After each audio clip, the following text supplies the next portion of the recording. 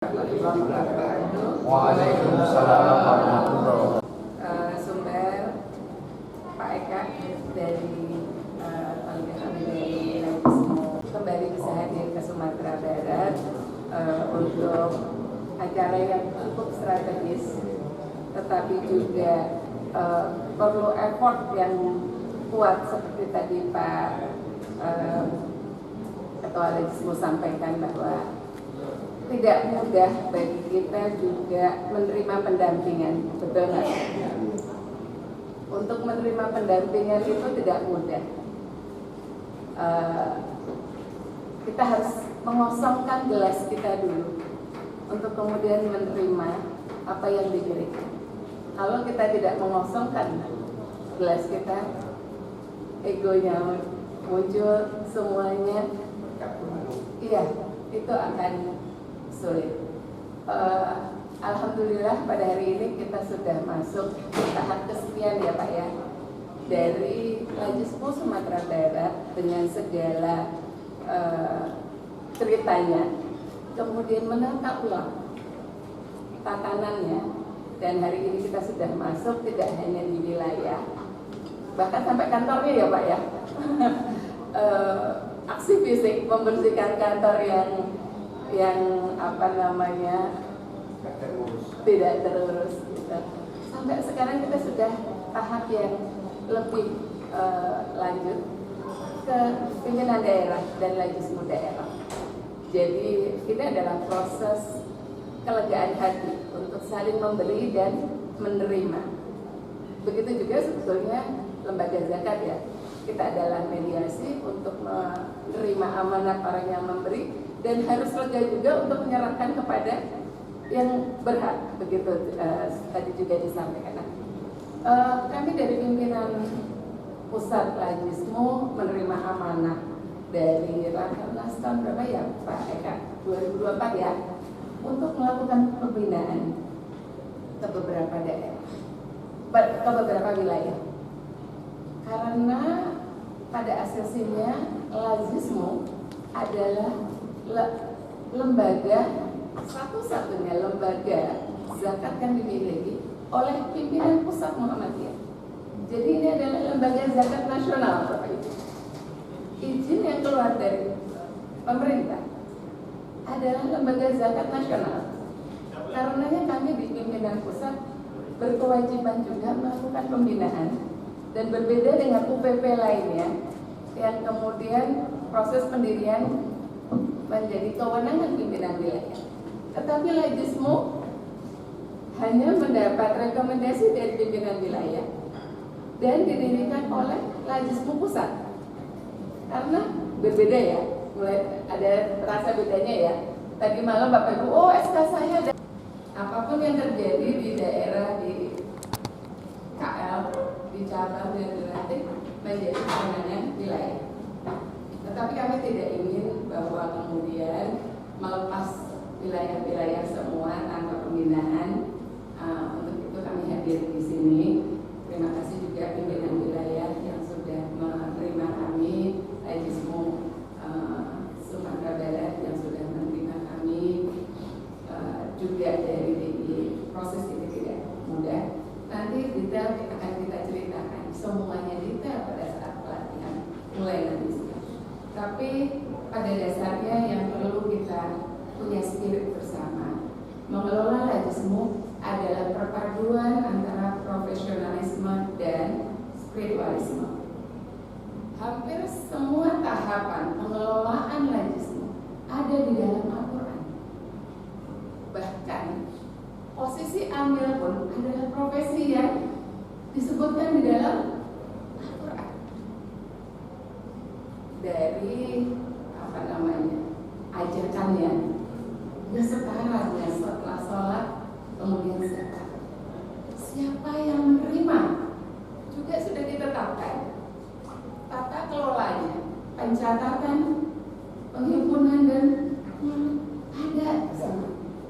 Bahkan tentang SDA-nya, sumber daya amilnya ada Pak. Mereka yang membuat muzaki itu tenang hatinya. Bagaimana sumber daya amil itu berperan dalam membuat muzaki itu tenang?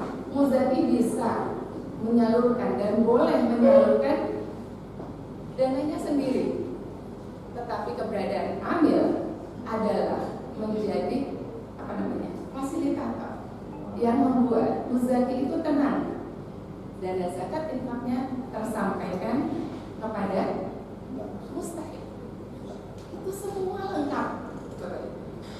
Jadi tadi malam muncul banyak keluhan tentang SDA dan sebagainya. Sebagai sebuah lembaga zakat yang secara negara disetarakan dengan lembaga keuangan di bawah perlindungan undang-undang, artinya ketika terjadi tata kelola maka hukum pidana juga bisa diberlakukan, karena lembaga zakat adalah lembaga yang memfasilitasi tadi muzaki dan mustahik. Kesalahan tata kelola itu merugikan mereka yang menitipkan dana. Bedanya dengan lembaga keuangan seperti bank adalah kalau pemilik dana menitipkan kepada bank, yang diharapkan apa, Bapak Ibu sekalian? Kalau Bapak Ibu menitipkan dananya di bank, satu aman, kedua apa? Bagi hasil, betul tidak?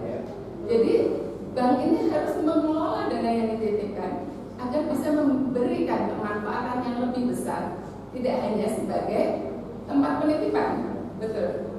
Nah, kalau di lembaga keuangan seperti lembaga zakat di dalam konstitusi disebut sebagai lembaga keuangan sosial karena mengelola dana milik publik yang bersifat sosial. Harapannya para muzaki itu menitipkan devisa agar satu, tersalurkan kepada asnaf yang sesuai dengan kebenaran.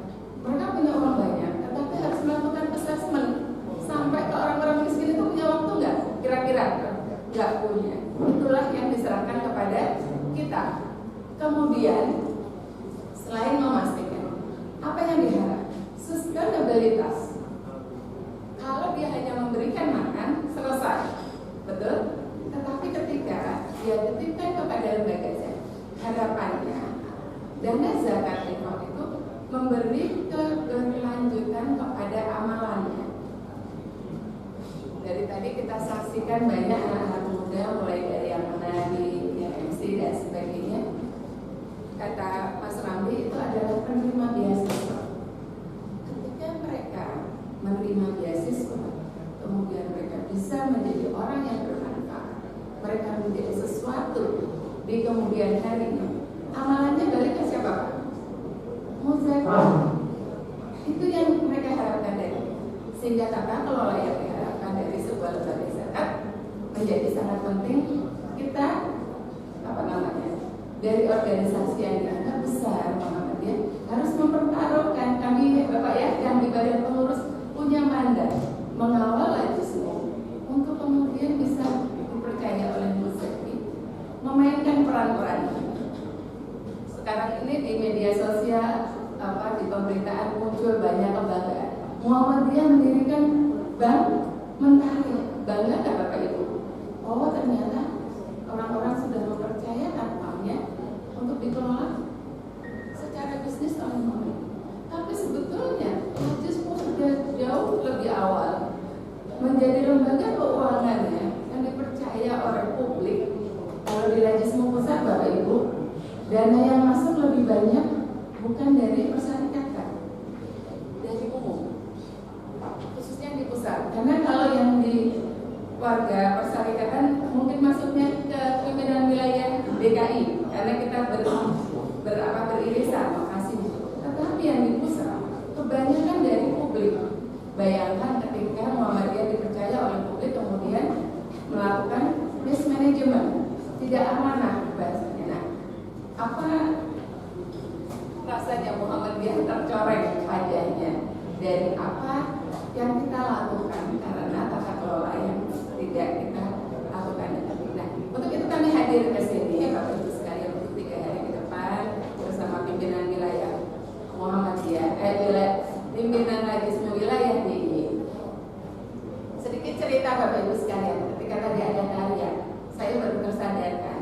30 tahun lalu saya seperti dejavu. Jadi hubungan saya pribadi dengan Sumatera Barat itu sudah ada dari 30 tahun yang lalu. Ketika saya menjadi wakil ketua PPN zamannya Mas Ijul, dan pertama tugasnya adalah ke Sumatera Barat, naik bis 32 jam Pak dari Jakarta. Dan tiba-tiba disuguhkan dengan harga seperti ini, persis sekali. Saya langsung chat teman-teman IPM angkatan saya, ingat tidak? Dan itu ada 3 Srikandi Pak, namanya Mbak Lidin, Mbak Pupung, saya naik bis dari Jakarta 32 jam zaman itu untuk kemudian membuka wilayah Sumatera Barat. Dan Sumatera Barat menjadi wilayah binaan saya karena saya ada di Jakarta yang membuka kantor wilayah IPM Jakarta pertama kali, sehingga Sumatera itu adalah wilayah binaan saya. Dan ketika program TV Care Aisyah, Sumatera Barat juga binaan saya dan masuk ke TV dan sebagainya dengan peringkat terbaik. Dan kertas kemarin ada rubah, oh ya Sumatera Barat jadi wilayah binaan saya lagi. Kehadiran Mas Eka juga menarik, itu seperti Buya Hamdanya Muhammadiyah diutus ke Jogja belajar, kemudian harus kembali ke Sumatera Barat.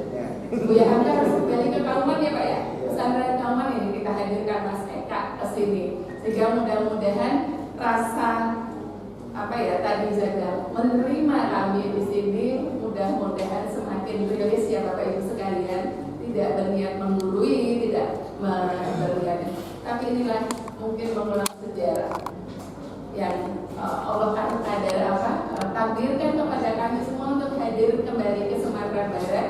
Mudah-mudahan Mas Eka akan menjadi punya lagi semua untuk Sumatera Barat, berbagi, sharing dengan apa yang diperoleh. Mas Ramli juga sebetulnya terjadi pengkaderan di Jogja ya Bapak ya, kembali ke sini. Jadi bayangkan sebagai sebuah sistem situ yang kita bangun antara Jogja dan Sumatera Barat, mudah-mudahan memberikan hasil yang terbaik. Cerita-cerita nanti yang lebih detail akan ada di pelatihan. Saya sudah dicolek tadi masalah SDA, masalah dana operasional, hubungan wilayah daerah dengan Lajismu. Pak Sekretaris sudah bicara bagaimana dana ini bisa mendanai MLO dan sebagainya. Kita simpan untuk nanti. Demikian dari saya, terima kasih dan salam hormat saya semua Bapak Ibu sekalian yang masih mau belajar semuanya bersama kami. Wassalamualaikum warahmatullahi wabarakatuh.